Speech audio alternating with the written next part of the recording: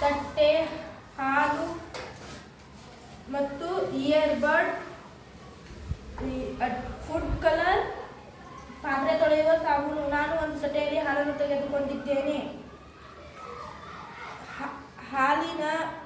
ಹಾಲಿನ ಮಧ್ಯದಲ್ಲಿ food colour ಅನ್ನು ಹಾಕುತ್ತೇನೆ.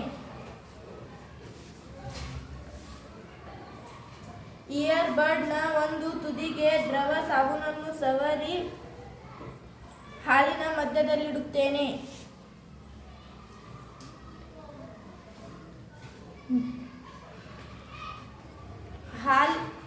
ನಾವು ಕೇಂದ್ರದಿಂದ ದೂರಕ್ಕೆ ಓಡುತ್ತೇವೆ. ತೀರ್ಮಾನ: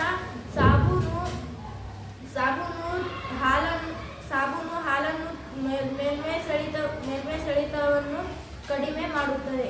ಸಾಬೂನು ಇಲ್ಲದ ಕಡೆ ಇರುವ ಹೆಚ್ಚಿನ ಮೇಲ್ಮೈ ಸೆಳೆತವು ಹಾಲನ್ನು ತನ್ನ ಕಡೆಗೆ ಎಳೆಯುತ್ತದೆ. ಇದರಿಂದ ಬಣ್ಣಗಳು